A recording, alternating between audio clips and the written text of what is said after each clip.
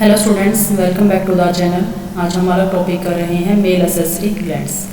हमने last video के अंदर आपको मेल रिप्रोडक्टिव सिस्टम के बारे में बताया था, तो उसके मेनली जो स्पेसिफिक ऑर्गन्स थे वो हमने करवा दिए थे, सिर्फ उसके अंदर ग्लैंड्स रहती थी, वो अब हम इस वीडियो के अंदर करवा रहे हैं। तो मेल एसेसरी ग्लैंड्स के अंदर हमारी मेनली है seminal glands, bulbourethral glands and a pair of the prostate glands. इन सभी ग्लैंड्स के बारे में, इनके फंक्शंस और इनके कंपोजिशंस के बारे में हम पढ़ेंगे। वीडियो को लास्ट तक देखिए, इन्फॉर्मेटिव है।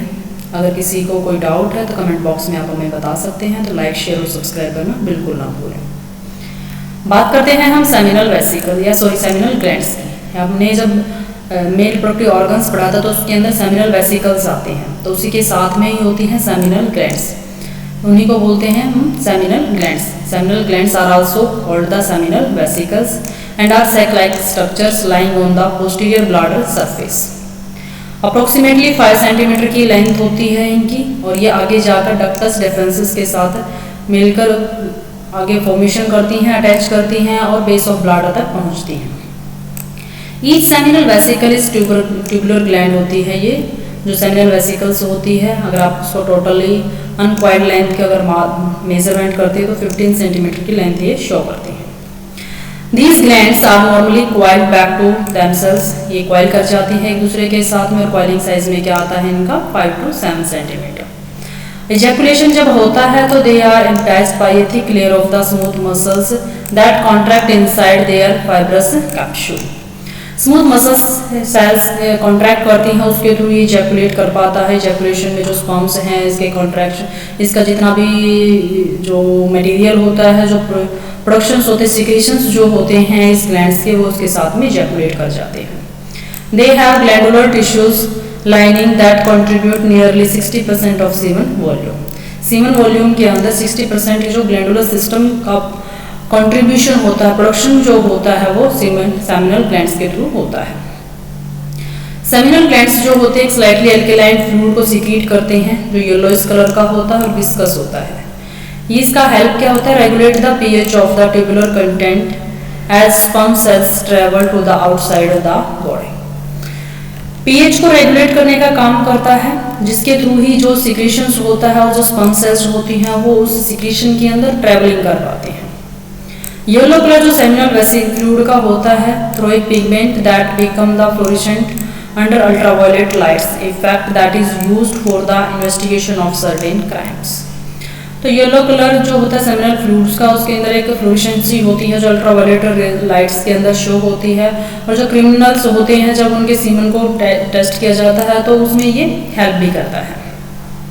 वैसे सेमिनल वेसिकल्स के अंदर सेमिनल फ्लूइड के अंदर होते हैं fructose, monosaccharides that provide the energy for the sperm cells as well as the prostaglandins जो स्टिमुलेट करते हैं मस्कुलर कॉन्ट्रैक्शंस को with in the female reproductive organs. तो मेनली जो सेमिनल फ्लूइड है उसके अंदर फ्रुक्टोज या फिर शुगर होती है जो इसको एनर्जी प्रोवाइड करते हैं, उसके साथ में प्रोस्टाग्लैंडिन्स होते हैं जो इसको मस्कुलर कॉन्ट्रैक्शन करने में हेल्प करते हैं। These contractions at the moment of sperm cells toward the egg cell। Contraction किस लिए होता है कि जो स्पर्म से है वो एग सेल की तरफ मूव करे। The fluid from the seminal glands also contain a citric acid and a coagulating enzyme known as the vasculage।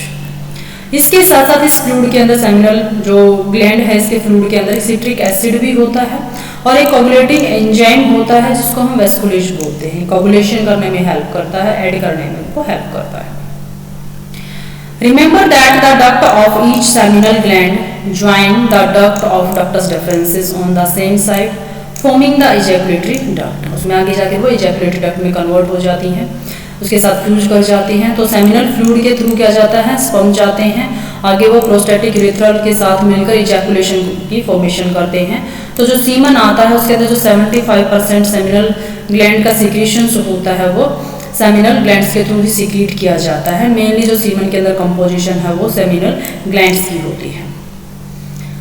Next gland है प्रोस्टेट ग्लैंड। ये प्रॉक्सिमल पोर्शन के ऊपर होती है, यूरेथ्रा रीजन के पास प्रेजेंट होती है, slightly inferior to the urinary bladder जो होता है उससे अंदर की तरफ होती है।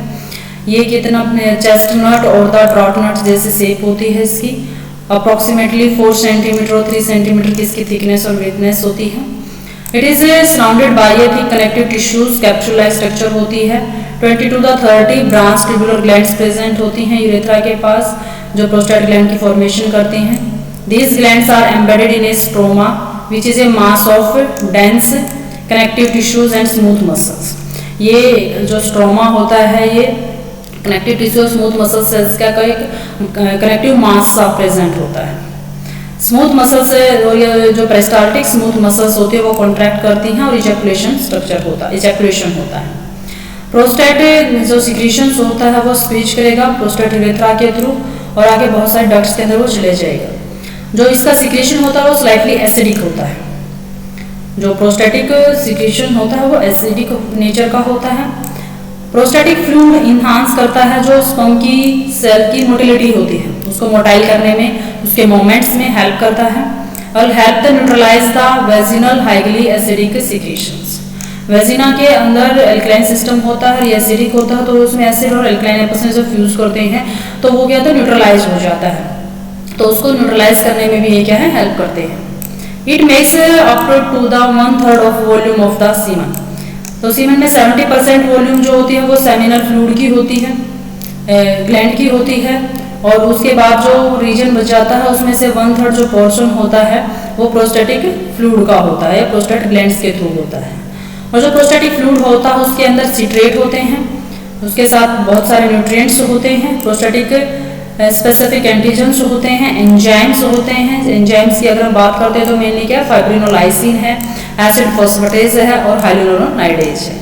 जो नीट की तैयारी कर रही हैं वो बच्चे इन एंजाइम्स को अच्छे से याद रखें कि प्रोस्टेट ग्लैंड से कौन से एंजाइम निकलते हैं, क्योंकि वो इसमें 3 ऑप्शन हैं, फाइब्रिनोलाइसिन, एसिड फॉस्फेटेज और हाइलुरोनाइडेज, और आपको एक 4th कॉलम दे देगा, आपको वो चूज करना होगा, या फिर इनमें से किसी एक को दे देगा, 3 आपको डिफरेंसेस दे देगा, तो उनमें से आपको नॉट प्रेजेंट और प्रेजेंट को चूज करना है। तो इस तरीके के क्वेश्चंस पूछे जाते हैं, तो उनमें से आपको अच्छे से याद करना है फाइब्रिनोलाइसिन, एसिड फॉस्फेटेज और हाइलुरोनाइडेज। एसिड तो वैसे याद रहेगा क्योंकि इसका जो सिक्रीशन होता है वो क्या होता है, एसिडिक होता है। इसको रिलेट करके आप अच्छे से याद करोगे तो स्लाइटली एसिडिक होता है, और इसके साथ एंजाइम में क्या होता है, एसिड फॉस्फेटेज प्रेजेंट होता है, उसके साथ साथ क्या है, फाइब्रिनोलाइसिन प्रेजेंट है और हाइलुरोनाइडेज प्रेजेंट होता है।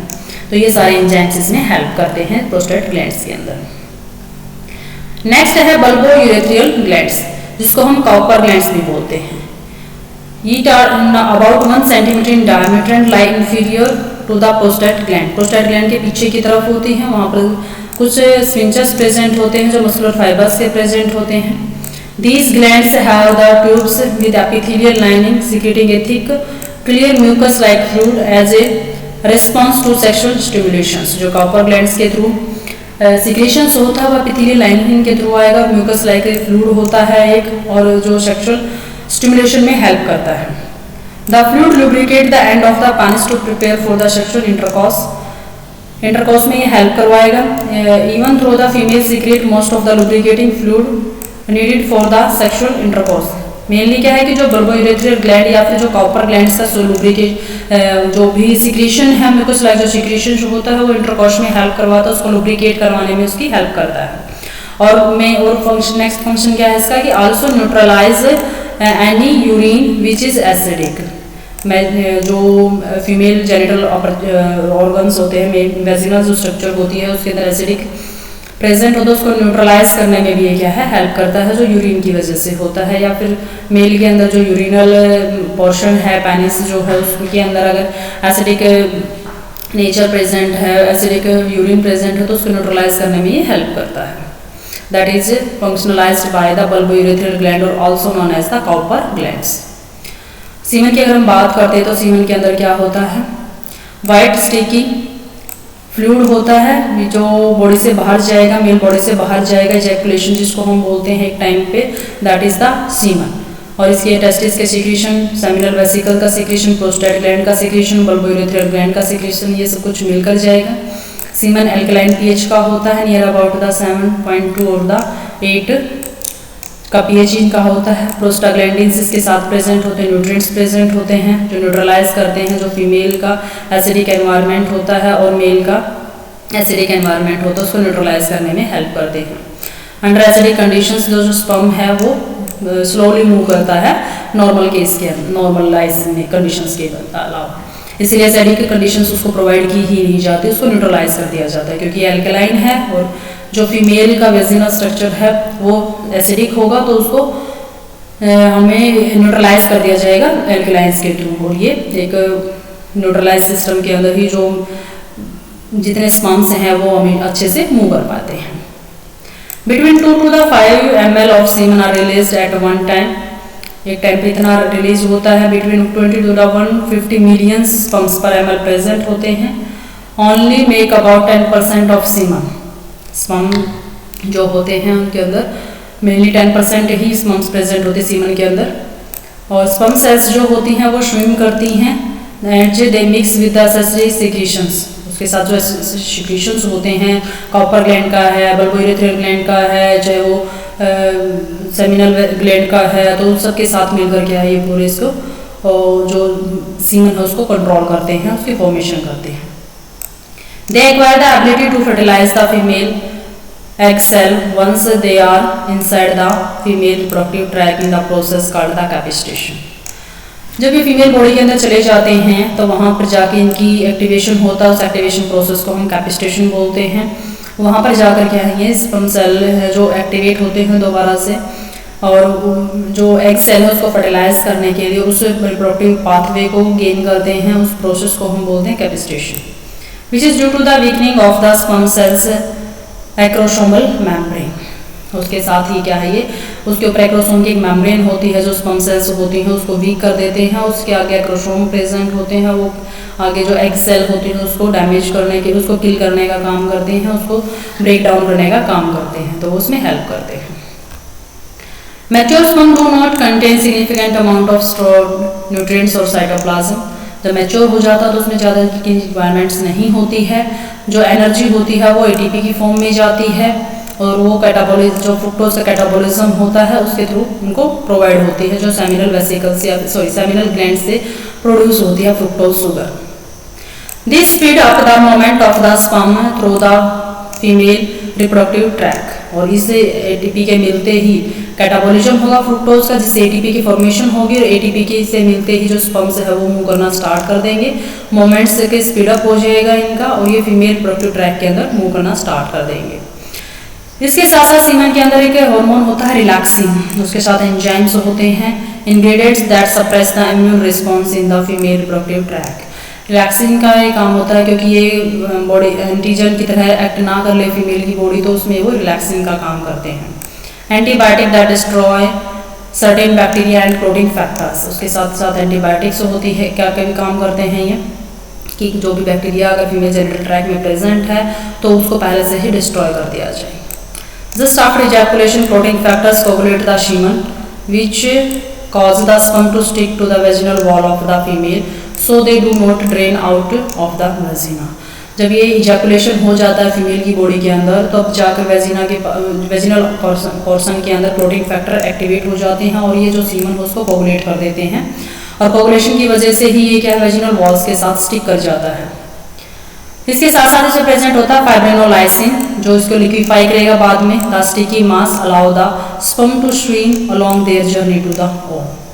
अब ये जो स्टिकी मास वहाँ पर वेजिना के अंदर प्रेजेंट है उसको फाइब्रिनोलाइसिन लिक्विफाई करेगा, और जो इसके अंदर स्पर्म्स प्रेजेंट होते हैं वो स्विम करेंगे, मूव करेंगे, और वो ओम तक की जर्नी को कंप्लीट करेंगे। ये सब कुछ था हमारा इसकी ग्लैंड्स के बारे में, सीमन के बारे में, और मेल रिप्रोडक्टिव ऑर्गन्स की कंप्लीट वीडियो यहाँ पर कंप्लीट हो जाती है। ये अगर किसी का कोई डाउट है तो प्लीज़ वो कमेंट बॉक्स में बताएं। वीडियो को लाइक शेयर और सब्सक्राइब करना ना भूलें। Thank you students.